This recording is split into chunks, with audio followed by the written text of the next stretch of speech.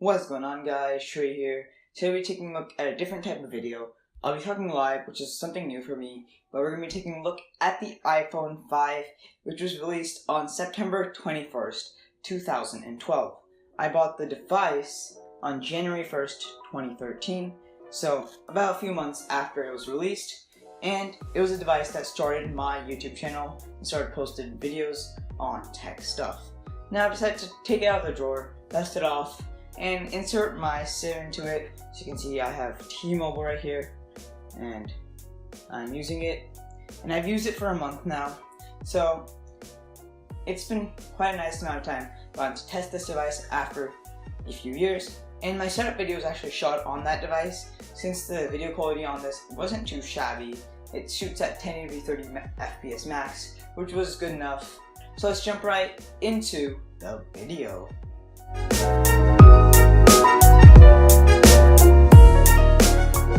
Taking a look at the design, it's aged pretty well.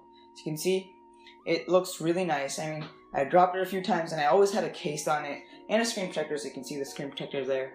And I do that with pretty much every phone that I buy to keep it safe and clean, because I just drop my phone a lot. And you can see you've gotten some marks of that here, but the phone still looks pretty good and it's not too bad. And I'm really a fan of this design since it has a flush camera sensor, which Apple should totally bring back.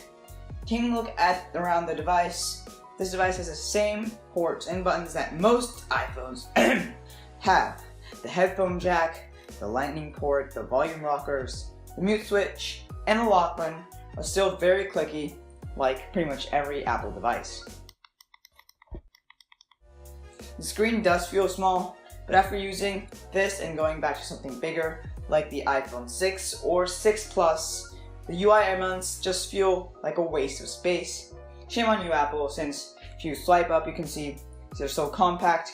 On iPhone 7 or 6 Plus or whatever, it feels like they're spaced out and they're not used fully, and the screen's not used to its full extent. Now, performance-wise, it really doesn't do well, getting pretty bad scores in Geekbench and Antutu, so let me pull that up really quick. And take forever to run the tests anyways. So taking a look at Antutu, we have a pretty measly score of 22,775, which is pretty low. And in Geekbench we have a score of 558 for single score and 911 for multi-score, which is again pretty low. That's what you would expect from a device in the 2012 era, at least from Apple, because Apple used to have one of the best performance in their processors, so it is pretty good, but it really does perform well in daily tasks like texting, web browsing, watching YouTube. I mean, who doesn't love watching YouTube, right? And some light games do play well with this, such as Clash Royale, and also some games like Subway Surfers, but you're not going to get too far when this game starts speeding up. You will notice the lag. And games like Asphalt 8, just forget them. The performance required is way too high, and this A6 cannot hold up. It's only a dual-core chip, and it's only a 32-bit device, which Apple's probably just phasing out this year, since I think their release iOS 11 will only be 64-bit compatible, so sad to see you go, phone. Now, taking a look at the camera, this thing does hold its own in daylight shots. I'll be showing you some shots here, but I was able to take some cool shots. Do follow my Instagram feed and Snapchat for that. For Instagram, it's RetroMan2, and Snapchat, it's Shrey's Tech Tips. So I'll just put them right here in the top. I took all those photos from my iPhone 5 since I wanted to show off how good it is in some nice shots. But in night shots, like skyline night shots and sunsets, you really can't capture that detail that you might be able to capture on something that's better, because it's a pretty low aperture of 2.0, but nowadays we have cameras lenses with 1.7 apertures. Also, if you take a look at the camera, for some reason, it seems like this thing lags. So if I move my hand, it takes a few seconds to register, like a second to register, and I think this is because of the old hardware, and it takes some time to process the 8 megapixels on this camera, and iOS is just slowing it down.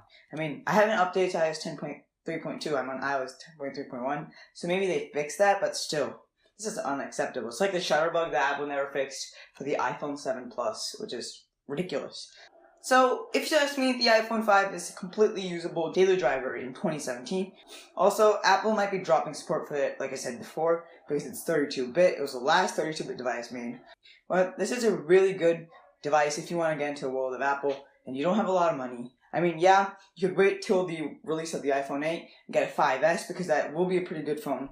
And I hope you enjoyed this video. Smash that like button if you enjoy this content. And this was Shrey's Tech Tips, signing off.